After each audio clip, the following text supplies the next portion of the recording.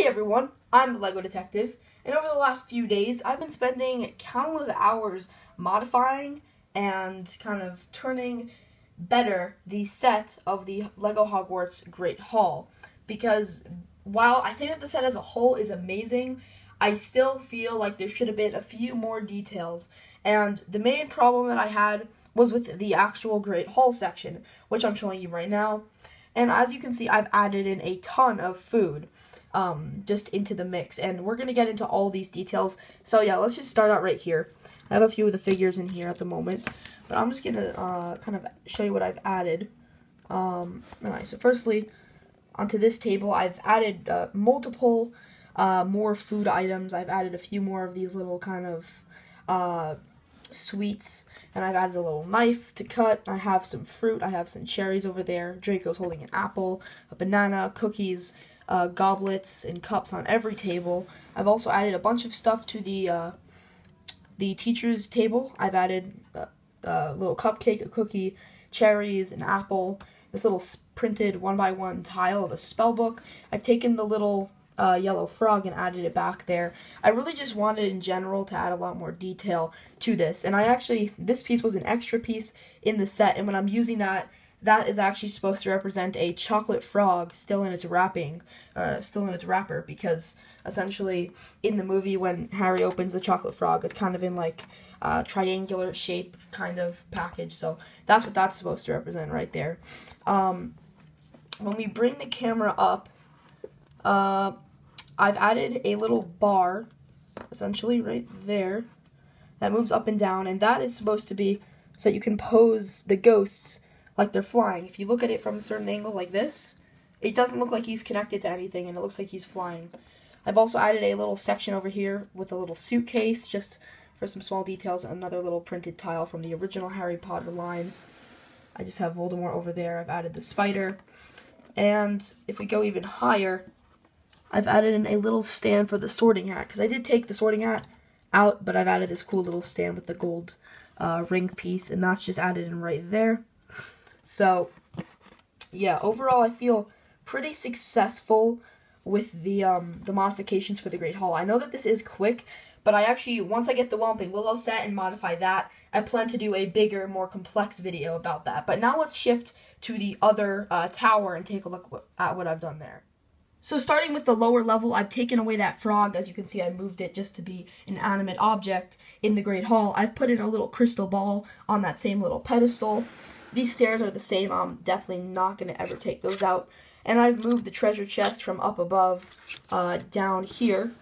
And adjusting the camera once more. I've taken this little potions room, and I didn't really like that they had yet another potions room. The Whomping Willow set comes with Snape's office and the entire potions classroom kind of built into that. So I decided to make the library, and I have a few of the kind of the older Harry Potter books tucked away in this really convenient little kind of cave-in on the side.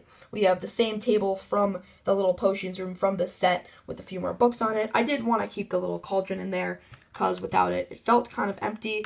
I do have a little table with the scroll about a dragon. I'm pretty proud with how this came out.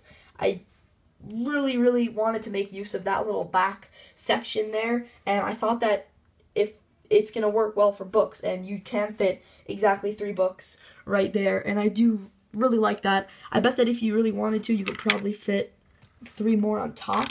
It would be a bit tricky. If I find some of my other Lego Harry Potter books, I might put them up there, but yeah, I really like how that came out.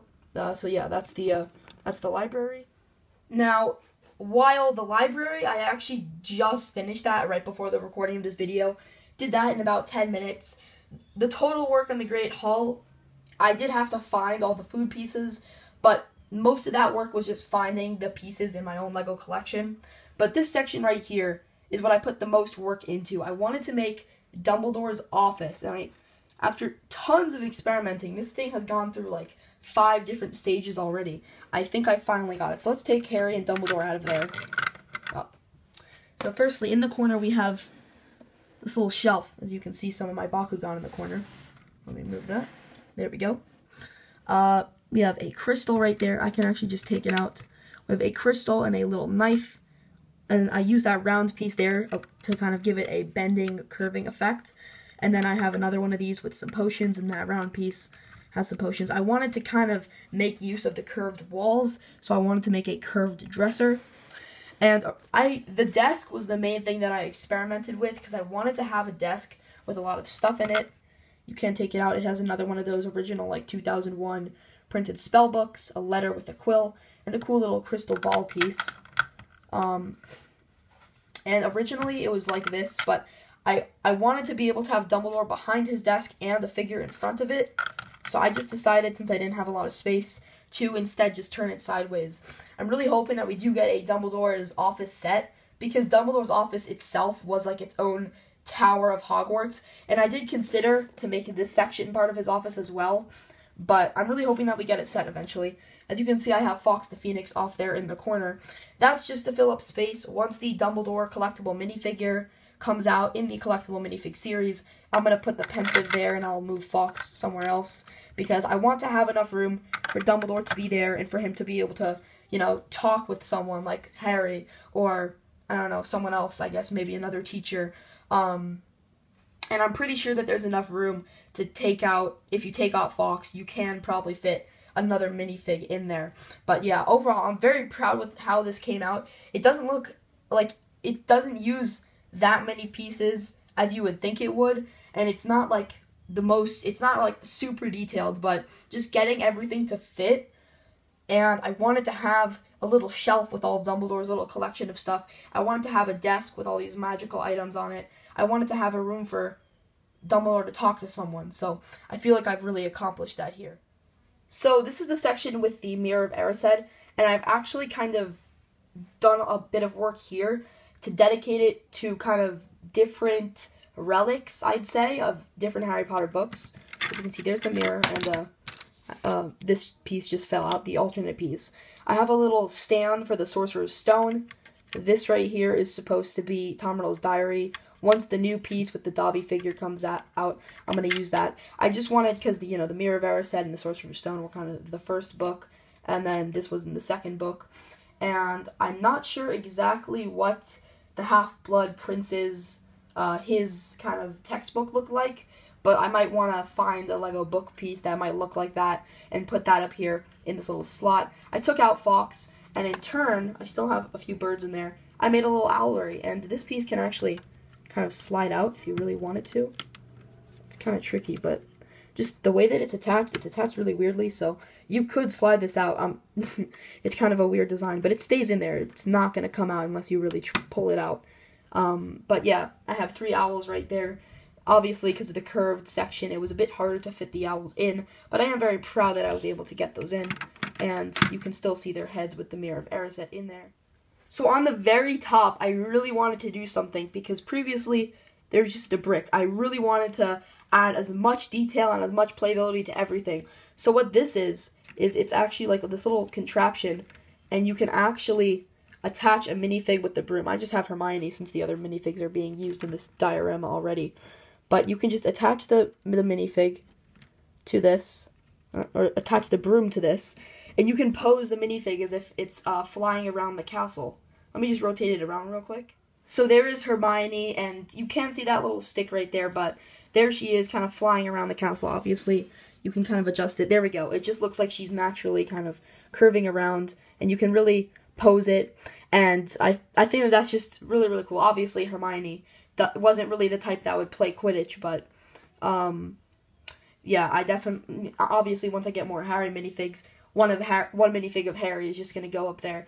And I think that it was pretty cool, especially on display, to kind of have one of the figures kind of flying around the castle. And I feel like eventually, I'm also going to try to do that for those little points up there, as you can see. Maybe like where the sorting head is right now, which is right there. I'll try to add another one of those little things to make it look like a minifig's flying around. Or maybe just throughout, like even around here, or around the side of the Great Hall. But I think that I think that I accomplished my job right there. That looks pretty cool. I've also made a modification for the basilisk, just using some small slope pieces just to make it look much better from the top. It does limit the posability a little bit, but you can get around that by twisting some of the parts around in order to kind of lift up to the head. But yeah, just a small modification. Even with this modification, the basilisk still remains to be the worst part of the set. So those are all my modifications to the 2018 Hogwarts set.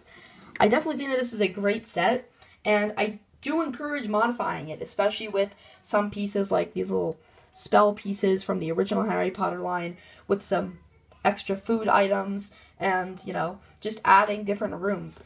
I didn't really like the 2 rooms in the tower, so I made a library, which is something that I would want, and Dumbledore's office, which is something that they have not revealed that they're going to be releasing that. So, you know, I thought that it was cool, and I'm pretty proud of myself with all these modifications. Obviously, there's still more to do, and honestly, I just can't wait to get the Whomping Willow set so I can add even more parts to this amazing Hogwarts. But thanks for watching this video, everyone, and that's it from me today. Please comment, like, and subscribe, and this is the LEGO Detective, signing off.